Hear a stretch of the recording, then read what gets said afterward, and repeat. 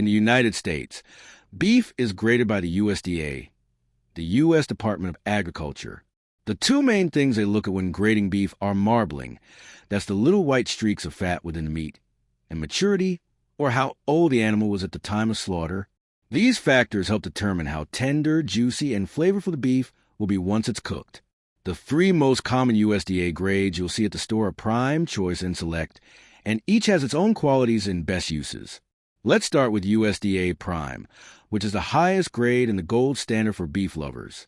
It has the most marbling, and it usually comes from younger cattle, which means the meat is especially tender and packed with rich, beefy flavor.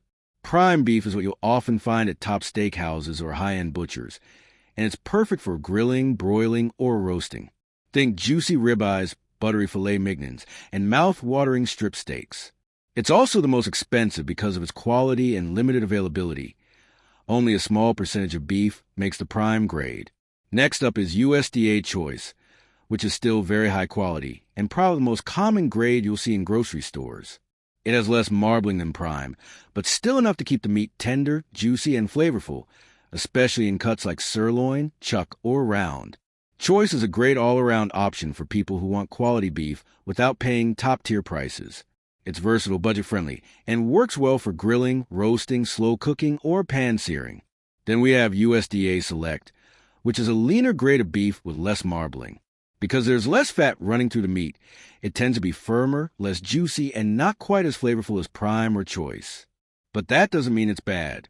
Select beef can be great if you're cooking it properly. It does really well with marinades, tenderizing techniques, or slower cooking methods like braising or stewing. It's also typically cheaper, so it's a solid option if you're feeding a family or working with a tighter budget. Now, outside of these top three grades, there are a few others you might not see on retail shelves. These include standard, commercial, and even utility, which are generally from older animals and have little to no marbling. These grades are usually not sold fresh in stores. Instead, they're used in processed beef products like frozen meals, canned soups, or ground beef blends.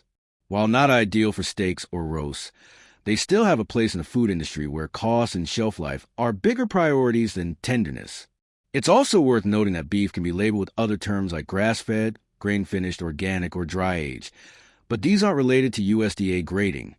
They're separate qualities that speak to how the cattle were raised or how the meat was processed. Grading is strictly about the physical quality of the meat itself.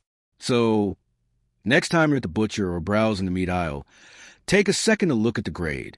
Are you going for that perfect steak dinner? Prime might be worth the splurge. Want something solid for a pot roast or burgers? Choice is a great balance. Looking for value and planning to marinate? Select could be the way to go. Thanks so much for watching. I hope this gave you a clearer picture of how beef is graded and how to pick the right kind for your next meal. If you found this helpful, feel free to like, share, or drop a comment with your favorite beef cut or recipe. Take care, happy cooking, and see you next time.